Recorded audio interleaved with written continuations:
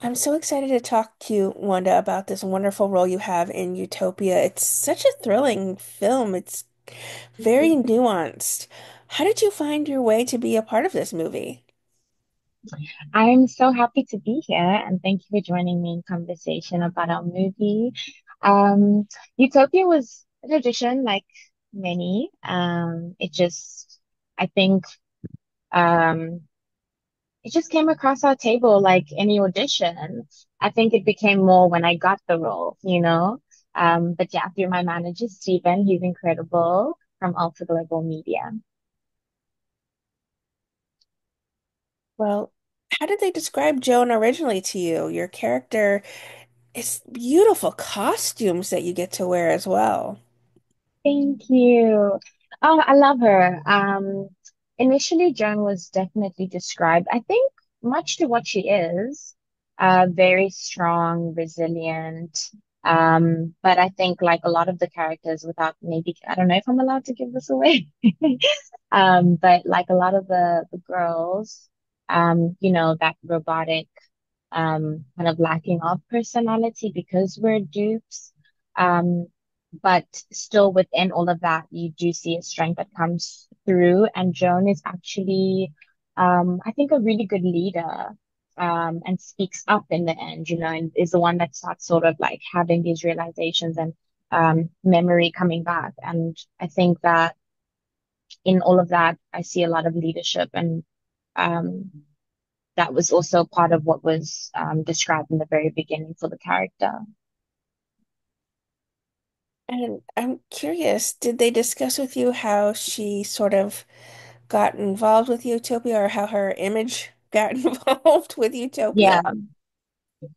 So, for Joan, I think the cool thing about all the characters that came together is that we were all from different places. Um, and so in that, it was cool because I could get an opportunity to decide where Joan came from. I actually placed her from South Africa, where Okay. I am based, because I felt like that was authentic. And you work very closely with Charlotte Vega. Curious how she and Mo Dunford, the hero of the film, what was it like working with the two of them? Um, wow. Phenomenal people. Charlotte and I mean, we all met on set. I met Charlotte first, and I think we just like bonded as girls. We would go on walks and just talk about Spain, South Africa. She's from Spain.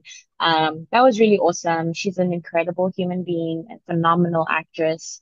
And Mo as well. I felt really something that stands out about Mo is his incredible leadership. Um, and I think we bonded a lot just, I think because we're both such feelers and such sensitive people. So that was special. And I just felt really safe with him. He's such an awesome leader. So yeah, just both of them coming together. I feel like they held the rest of us really well also as a cast. So really awesome duo. As I mentioned, you had such beautiful costumes for this. I'm curious, what was your favorite to wear? Oh, my favorite costume. That's such an exciting question. I love clothing. Um, my favorite costume. My favorite costume, I think, has to be, and I don't want to be predictable, but I got to wear this really beautiful, like red and black corset.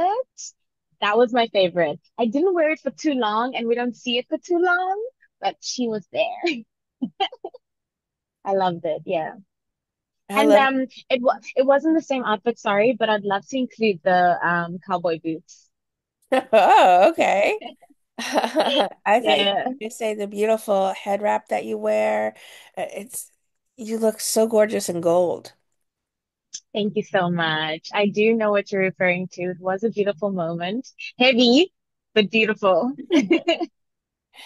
Yeah. Some of your favorite scenes to shoot, or maybe ones that you're most proud of the work you put into. Mhm. So my favorite scene to shoot, my favorite scene to shoot, was definitely I got to kill a man. Um, I thought that was really cool. Um, and the the one that was I think most important to me was because it was the most challenging for me and required the most from me. So actually it wasn't just one. I think the nudity in general, is like you have to be brave, it's an act of bravery. So every time I had to do that, I had to be brave and I was happily doing so. But yeah, it was challenging a bit and very proud of myself for getting through those moments where I have to be vulnerable. So I think those were probably the most challenging, but yeah, also awesome to get through and see, to get to watch in the end. Certainly, this is such a exceptional film. There's so many moments of not knowing one moment from the next whether Mo's going to be found, whether he's going to be found out, whether Damon's going to be exposed, whether he's able to save Alexis, or any of the women involved with Utopia. What do you think it is about this film that's just going to make it a standout thriller? Hmm. It's I supposed think, to be a futuristic fantasy park, so you don't know yeah, if it's illusion or reality. yes, yes. Um, I think like for me personally, like regardless of illusion or reality, the cool thing is that it talks about something that I think is a reality, which is trafficking. Yes. And women, I mean, so many things. We could talk about women being vulnerable. We could talk about men and power dynamics and just so many things. But I think it's important specifically about trafficking because it's a real thing that happens. Um, and I think that's what makes it stand out. And there was something that came to mind. I wanted to touch on just like um the women themselves being how do I word this? I guess vulnerable in their world, in this world, even if they don't know it in the moment, they are vulnerable. And sometimes I think that's the same with women in real life. We don't know that something wrong is happening, or we don't know that something wrong has happened to us.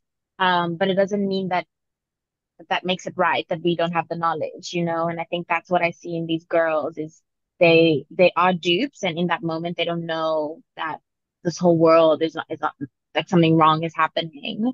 But that doesn't make it right.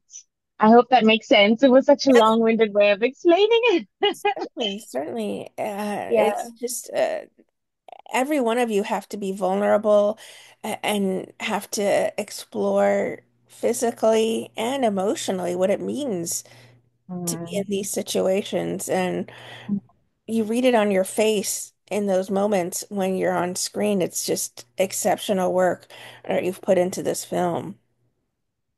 Thank you so much. Thank you, Jamie. It means the world doing something and it meaning something to people. What are the other projects you've been busy working on lately? Will we be seeing you on our screens here soon? So I can talk about projects that have come out. I'm not working on anything currently, but I reflect on the Woman King that I got to do, working with Viola Davis. Gina Prince-Bythewood, our director. What an incredible woman. Um, that was a phenomenal experience. I've also worked on a beautiful series called Blood and Water. It's a Netflix series. That was really phenomenal. And being a teenager again, going back to school, that was so much fun. Utopia coming out. I love Joan, getting to work with the incredible James Bamford, my director. And then Heart of the Hunter is a film I've done for Netflix, also phenomenal. Another thriller. If you're enjoying the action, you might enjoy that one. Yeah, I've got a couple of projects that I'm really proud of and looking forward to the next. What would you like to say then to everyone who are fans and supporters of the incredible work you do on our screens? I want to say thank you. Thank you for believing in me. I think I'm just playing all the time. This is play, and for it to mean anything to anyone, for you, Jamie, taking your time to talk to me, it means the world. So I can only say thank you. Um, and that I'll continue doing what I love to do. Yeah, thank you for all the support.